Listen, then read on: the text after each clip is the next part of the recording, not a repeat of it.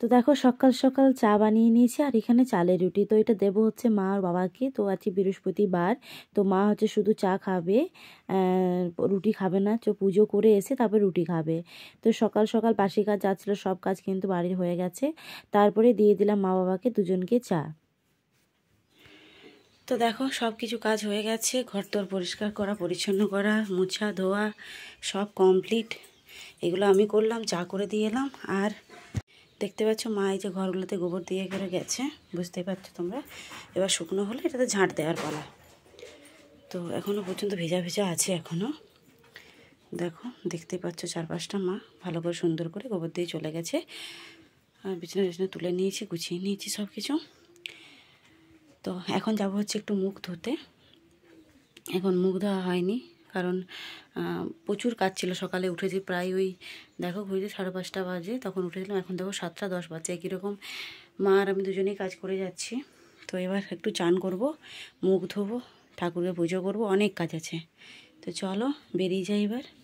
তো মা বাবাকে চা দিয়ে আমি চলে গেছিলাম সানে। তো সান থেকে এসে পুজো করে নিয়ে হঠাৎই দেখছি আমার বর চলে এসছে। তাহলে ওকে জিজ্ঞাসা করলাম খাওয়ার জন্য, বললো যে না খাবো না। তো সেই জন্য আমি খেতে বসে পড়েছি। কালকে রাতের একটু তরকারি ছিল, সেই তরকারি দিয়ে এখন খেয়ে নেব।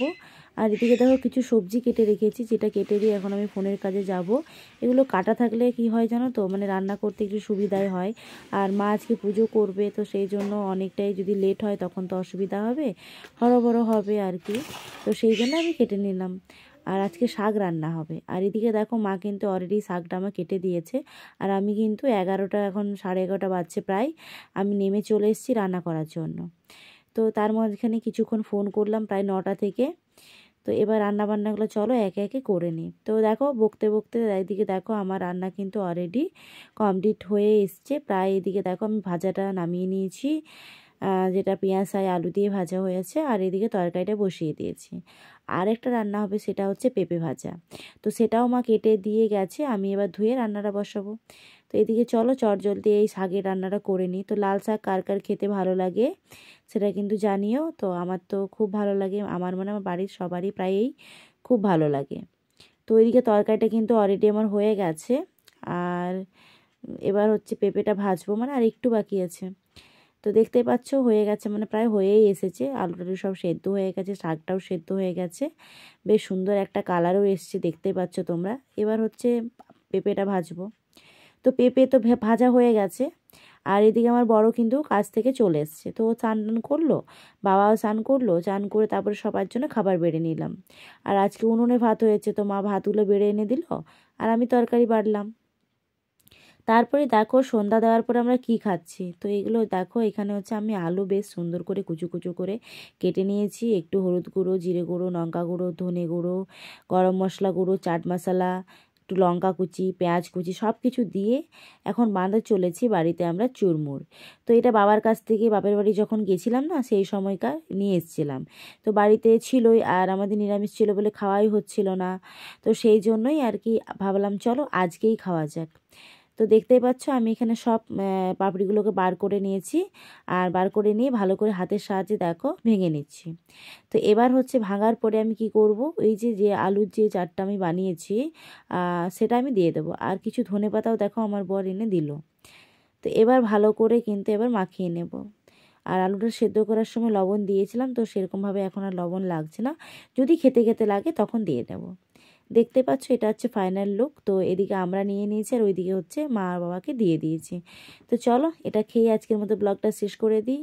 তো ব্লগ আর শেষ করা হলো না, তারপরেই চলে এলো বেগুনি ভাজার পালা। তো বাবা ওরা সবাই বলছে আজকে বেগুনি দিয়ে মুড়ি খাবো। তো ভাবলাম আমি যদি কিছু করি তোমাদের সাথে সেটা শেয়ার করব না, এটা কখনো হতে পারে, তাই না বলো।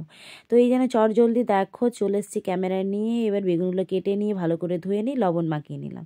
লবণটা মাখিয়ে নেওয়ার পর এখানে দেখো বেসনের ব্যাটারটা তৈরি করে নিয়েছি।